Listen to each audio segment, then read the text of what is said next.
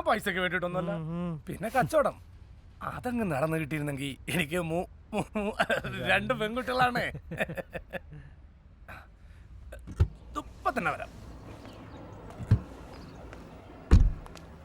Madam, ഈ സമയം sir കോഴിക്കോട്ടൊരു വൻ സെറ്റപ്പാ. കുടുംബത്തിൽപ്പെട്ട ഒത്തിരി പേര് മന്ത്രിമാരും രാഷ്ട്രീയക്കാരും ഒക്കെയാ. പൊന്നു സാർ അതിന്റെ പേരില്ല സോണി ഇവിടെ ഏട്ടന് കൊടുക്കാതെ പുള്ളിക്കാരൻ കൊടുക്കാൻ തീരുമാനിച്ചത്. നടന്നിരുന്നേ പിന്നീടായാലും നമുക്ക് ചില ഗുണങ്ങളൊക്കെ ഉണ്ടായിരുന്നേ. അതുകൊണ്ടാ. ഓക്കെ സോമ, ഞാനൊന്ന് ആലോചിച്ചിട്ട് പറയാം. അത് മതി.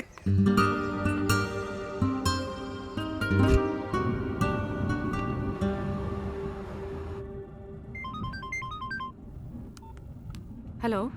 മാഡം, ഞാൻ പൊടിയാടി സോമനാന്നേ. പറയൂ സോമൻ. മാഡം, ഷമീൻ സാറ് പറയുന്നത് ആര് പറയുന്നതിലും 50 ലക്ഷം രൂപ കൂട്ടിത്തരാന്നു. പിന്നെ അത് മാത്രമല്ല മാഡം, ഞാൻ നേരത്തെ പറഞ്ഞില്ലേ പുള്ളിക്കാരൻ കോഴിക്കോട്ടുള്ള വൻ സെറ്റപ്പാ. സോമ, പിന്നെ മാഡം, എന്റെ അവസ്ഥ മാഡത്തിന് അറിയാലോ. കഴിഞ്ഞ മാസം 1-2 കച്ചവടം നടക്കേണ്ടതാ. അപ്പൊ ഷമീൻ സാറാ പറഞ്ഞേ മാഡത്തിന്റെ കൂടെ ഇടന്ന പൊല്ലാപ്പം കേസ് ഒന്ന് തീർക്കാൻ. അറിയാലോ, 3 പെൺകുട്ടികളാ എനിക്ക്. എന്താ